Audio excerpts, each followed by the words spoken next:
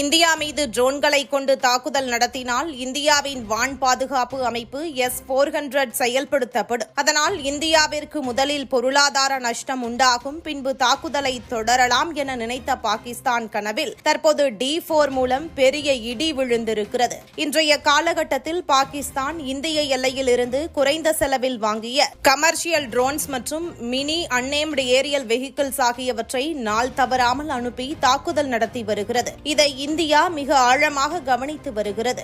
இந்த ட்ரோன்கள் ஆயுதம் ஏற்றவையாகவோ புயல் போன்று பல திசைகளிலும் ஒரே நேரத்தில் பலவற்றை அனுப்புவதோ போல செயல்படுகின்றன. இதை தடுக்க இந்தியா S-400 போன்ற விலை உயர்ந்த ஏவுகணைகளை பயன்படுத்துமா என்ற கேள்வி எழுகிறது. வாஸ்தவமாக பாகிஸ்தான் அனுப்பும் இந்த சிறிய ட்ரோன்களுக்கு S-400 போன்ற அட்வான்ஸ்டு ஏர் டிஃபென்ஸ் சிஸ்டம்ஸை பயன்படுத்துவது பொருளாதார ரீதியாக நஷ்டம். ஏனெனில் ஒரு S-400 ஏவுகணையின் ஒவ்வொரு தாக்குதலும் கோடியில் கடும் செலவாகும். அதனால்தான் இந்தியா இதற்கு பதிலாக குறைந்த செலவில் செயல்படும் தனது சொந்த தொழில்நுட்பங்களை உருவாக்கி பயன்படுத்தி வருகிறது. இந்தியா தற்போது DRDO உருவாக்கிய D4 anti drone systems, BEL உருவாக்கிய electronic warfare technologies, Indian private defence start ups உருவாக்கிய ஸ்மார்ட் ட்ரோன் கில்லர்ஸ் ஆகியவற்றை செயல்படுத்தி வருகிறது. இந்த முறைகள் மூலம் ரேடியோ ஃப்ரீக்வன்சி ஜாமிங் மூலம் ட்ரோனின் கட்டுப்பாட்டை முறிக்கிறது, GPS ஸ்பூஃபிங் மூலம் வழிமாற்றுகிறது, லேசர் பேஸ்டு வெப்பன் சிஸ்டம் மூலம் நேரடியாக எரிக்கிறது, ஹை பவர்டு மைக்ரோவேவ் சிஸ்டம்ஸ் மூலம் ட்ரோனின் மின் அமைப்புகளை முடக்கும் திறன் பெற்றுள்ளது.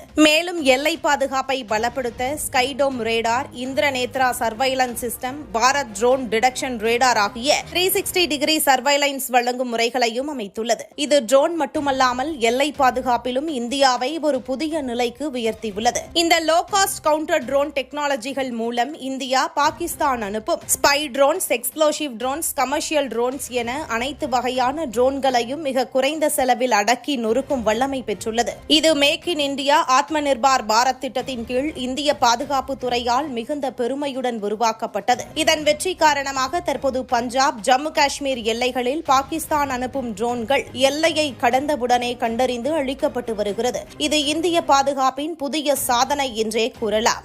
இந்த முறைகள் உலக நாடுகளிடமும் ஆச்சரியத்தை ஏற்படுத்தி இந்தியாவின் டிஜிட்டல் பாதுகாப்பு திறமையை உயர்த்தியிருக்கின்றன.